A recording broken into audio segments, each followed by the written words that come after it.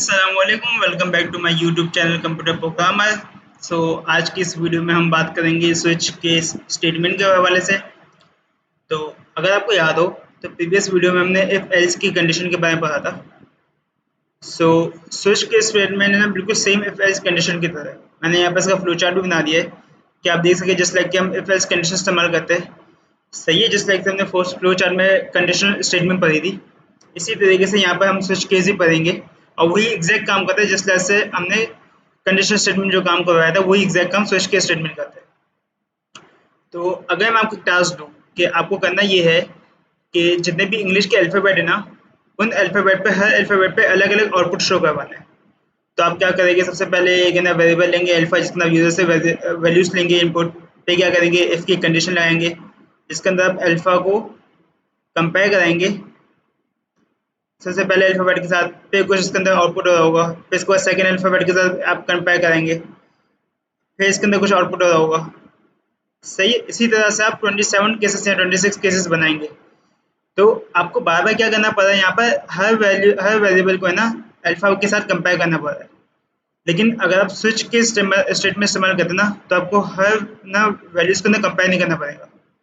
हम यहाँ पे देख लेते हैं, यहाँ पर मैंने एक प्रोग्राम लिखा हुआ है जो मेरे पास ना स्विच के स्टेटमेंट का है। तो यहाँ पर देखिए, हमने सबसे पहले है ना एक डे का एक वेरिएबल बनाया हुआ है। सही है, और यहाँ पर हमने यूजर से डे की वैल्यू ले ली। अब पहली बार जब हमने स्विच के अंदर लिख दी ना स्विच डे, बस अब मुझे हर बार डे की वैल्यू को कंपेयर नहीं करना। Just like if else statement में अगर मैं ये लिखता तो मुझे हर बार लिखना पड़ता है इफ डे इक्वल्स टू 1, तो ये काम कर लो। अब यहाँ पे ये लिखने की जरूरत नहीं है, यहाँ पे जस्ट मुझे अब केस यूज करना है। अब केस में क्या होता है, बेसिकली सिर्फ मैं 1 लिखूंगा, जस्ट लाइक मैं यहाँ पे लिखता हूँ डे इक्वल्स टू 1, सिर्फ मैं केस में लिखूंगा 1 2 3 4 कि जस्ट लाइक अगर यूजर 1 एंटर की, यूजर ने डे की वैल्यू, तो आप मंडे ना डिस्प्ले करवा दो, 2 एंटर की ट्यूजडे डिस्प्ले करवा दो, इसी तरह से। और जस्ट लाइक कि हम इफ एल्स स्टेटमेंट में एल्स इस्तेमाल करते हैं ना, कि अगर इन पांचों में से कोई वैल्यू नहीं है तो क्या डिस्प्ले करेगा। जस्ट लाइक कि अगर यूजर ने डे की वैल्यू यहाँ पर एंटर कर दी होगी 9, तो अब क्या डिस्प्ले होना चाहिए, तो अब ये डिफॉल्ट स्टेटमेंट पाएगा। डिफॉल्ट में क्या है, इनवैलिड इनपुट। जिस तरह से हम इफ एल्स स्टेटमेंट में एल्स का ब्लॉक जिस मकसद के लिए इस्तेमाल करते हैं ना, यहाँ पर हम डिफॉल्ट का जो ब्लॉक है वो इसी मकसद के लिए इस्तेमाल करते हैं। चलते हैं प्रैक्टिस क्वेश्चन की तरफ। अच्छा, प्रैक्टिस क्वेश्चन से जाने से पहले मैं ये भी बता दूं कि स्विच स्टेटमेंट में जस्ट लाइक हमने स्विच केस में वाली एग्जांपल में देखा था कि हमने लिखा था स्विच डे। सही है? तो ऐसा जरूरी नहीं है कि आप एक ही वेरिएबल लें, आप ये भी कर सकते हो, कोई एक्सप्रेशन लिख दे। जस्ट लाइक यहाँ पे हमारे पास एक एक्सप्रेशन है a प्लस बी। सही है, ए बी दो वेरिएबल है जिसके हमने वैल्यूज लेंगे यूजर से इनपुट, और इन दोनों को प्लस करके हम यहाँ पर शो करवा रहे हैं। यानी कि जो इन दोनों का आउटपुट होगा, लेट्स सपोज अगर a की वैल्यू 1 है और b की वैल्यू 1 है, तो अब यहाँ पर स्विच ना की वैल्यू हो जाएगी 2। सही है, और इस लिहाज से यहाँ पर केस 2 डिस्प्ले हो जाएगा आपके पास।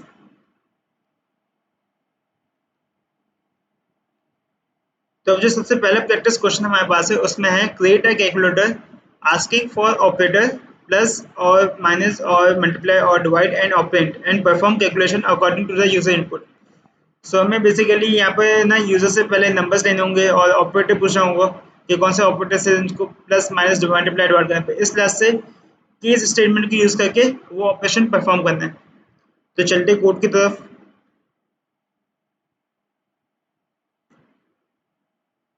तो यहाँ पे मैंने पहले से ही कोड लिख दिया है ताकि हमारा ज़्यादा टाइम ज़ाया ना हो। तो लाइन बाय लाइन में समझाते जाता हूँ कि जस्ट लाइक आपको पता तो होगा लाइन 5 तक क्या हो रहा है। लाइन 6 भी आपको बताओगे कि हमने सबसे पहले करेक्टर का एक वेरिएबल डिस्प्ले करा है ऑपरेंड के नाम से, ओपी हमने इसको शॉर्ट फॉर्म में लिखा हुआ है। और लाइन 7 में हमने ना बाकी जो num1 num2 और रिजल्ट है हमने इसको डिस्प्ले करवाया है, डिक्लेयर किया है। सही है, फिर लाइन 10 में हम यूजर से खुद पूछ रहे कि है ना हमें बताओ कि आपको कौन सा ऑपरेटर ना परफॉर्म करना है, प्लस माइनस मल्टीप्लाई डिवाइड, इनमें से कौन सा ऑपरेटर आपको परफॉर्म करना है। फिर उसकी वैल्यू को स्टोर करवा दें लाइन 11 में। फिर लाइन 13 में हमने ना यूजर से सबसे फर्स्ट जो नंबर है उसके बारे में पूछा है, num1 की वैल्यू ली है। फिर लाइन 17 में हमने num2 की वैल्यू ली है। अब यहाँ से ना असल काम हमारा शुरू हो रहा है, ये जो ब्लॉक हुआ है। सही है, इसमें हम क्या कर रहे हैं, स्विच के अंदर हमने है ना ऑपरेंड की ना ले ली, ओपी ले लिया हमने, जो हमने यहाँ पर डिक्लेयर किया था, जिसके अंदर यूजर ने एंटर किया होगा कि इसको कौन सा करेक्टर इनपुट करना है, प्लस माइनस मल्टीप्लाई डिवाइड में से। अब यहाँ पे जो वैल्यू आएगी ना, सर हमने कीज बना दिए सारे। प्लस के लिए ये केस है, माइनस के लिए ये केस है, मल्टीप्लाई के लिए ये, डिवाइड के लिए ये। सही है। अच्छा, यहाँ पे मैं एक और बार बताता चलूँ कि डिवाइड में है ना, आपको मालूम होगा जस्ट लाइक के जीरो को हम डिवाइड नहीं कर सकते इस वैल्यू को। जस्ट लाइक अगर नम टू की यहाँ पे वैल्यू जीरो होगी तो डिवाइड हो ही नहीं सकता। सही है। सो इसलिए हमने यहाँ पे एक इफ एल्स की स्टेटमेंट लगा दी इस केस के अंदर ही, ताकि अगर नम की वैल्यू अगर जीरो हो ना तो वो डिवाइड ना हो। बाकी हमने डिफॉल्ट ले लिए एक एल्स के केस में कि अगर यूजर कोई और कैरेक्टर एंटर कर दे, लेट्स सपोज अगर क्वेश्चन मार्क एंटर कर दे, तो क्या होना चाहिए, एरर इन इनवैलिड ऑपरेटर। सही। और इन द एंड हमने रिजल्ट डिक्लेयर करा, तो उसको एक बार चला के देख लेते हैं हम लोग अपने प्रोग्राम को। सो अब देखिए यहाँ पर हमसे पूछ रहे हैं enter the operator. So let's suppose को मुझे करना है यहाँ पर प्लस, तो मैं प्लस डाल दूंगा। अब मैं से नंबर वन पूछ रहा था, नंबर वन जो है हमारे पास वो है 4, और नंबर टू है वो हमारे पास है 5। तो देखते हैं हमारे पास आंसर 9 आता है कि नहीं। सो देखिए रिजल्ट आ गया हमारे पास 9। सही है। इसी तरह मैं एक और बार भी चला के देख लेता हूँ, डिवाइड के एक बार देख लेते हैं। डिवाइड का थोड़ा कंफ्यूजिंग है, तो एक बार डिवाइड के चला के देख लेते हैं। सब यहाँ पर हमें करना है डिवीजन। अब डिवीजन कौन से नंबर का करना है, एक हम लेते हैं, पहले ऑपरेट लेते हैं हम 8, और 8 को डिवाइड करता हूँ मैं 4 से, तो आंसर मेरे पास आना चाहिए 2। तो देखिए हमारे पास आंसर 2 आ गया। अब इसी तरह से ना अगर मैं जीरो लेके चेक करता तो क्या होता है,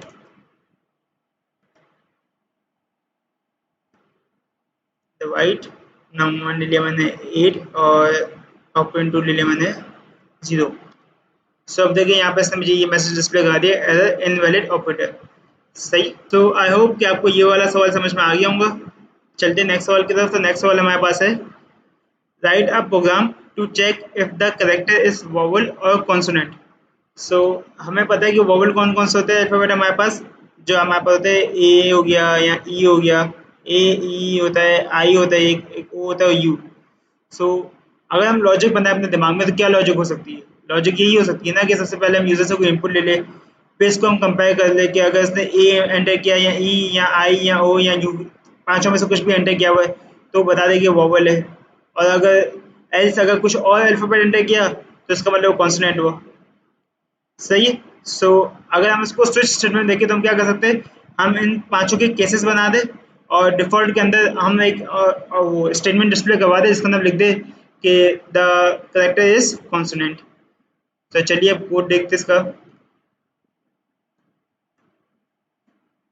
सो कोड मैंने पहले से लिखा हुआ है, तो लाइन 7 तक तो आई होप कि आप लोगों को समझ में आ ही रहा होगा कि क्या हो रहा है। और लाइन 10 में भी आपको समझ में आ रहा होगा कि हमने यूजर से करेक्टर इनपुट लिया है। अब यहाँ पर हमने है ना एक है ना यहाँ पर है ना करेक्टर को है ना कन्वर्ट किया हुआ है, जो है ना टू लोगो है। सही है। कि जस्ट लाइक कि अगर यूजर ने कैपिटल लगा एंटर कर दिया ना, तो हमने यहाँ पे डिफॉल्ट फंक्शन यूज किया टू लोगो क्या, ताकि वो है ना करेक्टर है ना लोअर हो जाए। अगर लोअर है तो लोअर ही रहने दे। अगर यूजर ने लेट्स सपोज करो यहाँ पर अगर कैपिटल ए इनपुट किया होगा ना, तो यहाँ पर आके उसकी वैल्यू है ना ए हो जाएगी। अगर यूजर ने है ना स्मॉल ए इनपुट किया होगा तो वो स्मॉल ए ही रहेगा। सही है। ताकि हमें यहाँ पे है ना केस में ना मसला ना होगा, यूजर ने सपोज अगर कैपिटल ए एंटर किया होगा तो यहाँ पर हमारे पास वो आउटपुट ही नहीं आएगा। जस्ट लाइक कि अगर मैं इस लाइन को कमेंट करके चला के आपको दिखा दूँ।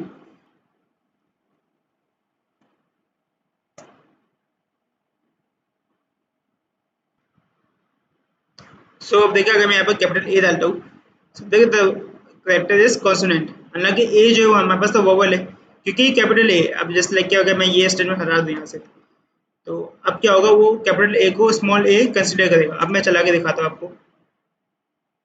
सो यहाँ पर मैं स्मॉल अगर यहाँ पे मैं वापस से कैपिटल ए डालता हूँ, सो अब देखिए मेरे पास लिखा गया द कैरेक्टर इज वोवल। तो बस टू लोअर फंक्शन का ये काम है कि जो भी यूजर एंटर करे ना उसको बेसिकली लोअर केस में कन्वर्ट कर दे। अब यहाँ पर हमने स्विच के इस्तेमाल किया है। सही है। बहुत आसान से यहाँ पे लॉजिक हमने लगाई हुई है। क्या हम सबसे पहले हमने सी एच ले लिया करेक्टर स्विच के अंदर, और केस ए के अंदर डिस्प्ले करा अगर ए यूजर एंड पर इनपुट किया हुआ है so the character is vowel. E अगर एंटर किया हुआ है तो हम वोवल डिस्प्ले करा दे। इसी तरह से आई और यू के लिए भी हमने ये किया हुआ है। और फिर हमने स्टेटमेंट लगाई डिफॉल्ट के लिए। सही है। कि अगर कुछ और एंटर करें तो क्या करते, द करेक्टर इज कॉन्सोनेंट। लेकिन आप इस प्रोग्राम को थोड़ा सा अलग तरीके से भी कर सकते हैं। किस तरीके के कर सकते हैं, जस्ट लाइक कि मैंने आपको एक ब्रेक का है ना काम बताया। ब्रेक क्या करता है कि जैसे ये लाइन डिस्प्ले होगी ना, वो यहाँ से ब्रेक कर देगा। ब्रेक से क्या होगा, यहाँ से अब हमारा कंपाइलर निकल के बाहर आ जाएगा स्विच के स्टेटमेंट के, इस लाइन पर आ जाएगा, लाइन नंबर 36 पर आ जाएगा। जस्ट लाइक कि अगर हमने ए एंटर किया तो लाइन नंबर 19 आपकी एग्जीक्यूट हुई, फिर लाइन नंबर 20 पे आया, लाइन नंबर 20 ब्रेक है। अब ब्रेक से क्या होगा, वो स्विच के स्टेटमेंट से बाहर आके लाइन नंबर 36 पे आ जाएगा। सही है। सो अब देख सकते हैं हम कि ए ई आई यू पे सब पे सेम डिस्प्ले है। तो बार बार अलग अलग लिखने से अच्छा ये नहीं है कि हम यहाँ पर एक साथ ही ना डायरेक्ट यू पे लिख दें, क्योंकि अगर ए भी एंटर होगा सो हमारा कंपाइलर एग्जीक्यूट करके इस लाइन से नीचे तो आएगा ना, यू तक तो आएगा ना, पे यू पे आके हमें डिस्प्ले हो जाएगा। जस्ट लाइक कि अगर मैं ये चला के आपको देखो ये वाला प्रोग्राम,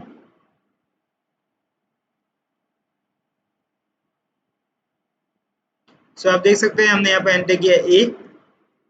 तो अब देखिए हमें यहाँ पे ए पे भी दिखाया था करेक्टर इज ओवरबल। क्यों, जब यहाँ पे आया तो ब्रेक स्टेटमेंट ही नहीं, अब ब्रेक स्टेटमेंट नहीं थी इसलिए वो नीचे चले गया। अब नीचे जाते गया जाते गया जाते गया जब तक कि ये सी आउट नहीं आ गया था करेक्टर इज ओवरबल।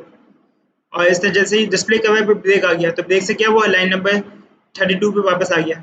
अब इसी तरह से मैं यहाँ पर कुछ और एंटर करता हूँ, कोई और कॉन्स्टेंट करेक्टर एंटर करता हूँ just like ji.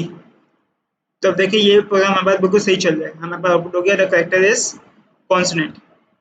So I hope कि आपको ये दोनों सवाल समझ में आए होंगे कि किस तरीके से केस स्विच केस स्टेटमेंट हम इस्तेमाल करेंगे सी प्लस उस लैंग्वेज में। सो अगर आपको कोई कन्फ्यूजन हो तो प्लीज़ कमेंट्स करके ज़रूर बताइएगा। अगर वीडियो अच्छी लगे तो लाइक करें, चैनल को सब्सक्राइब करें। मिलते हैं नेक्स्ट वीडियो में, तब तक के लिए अल्लाह हाफिज़।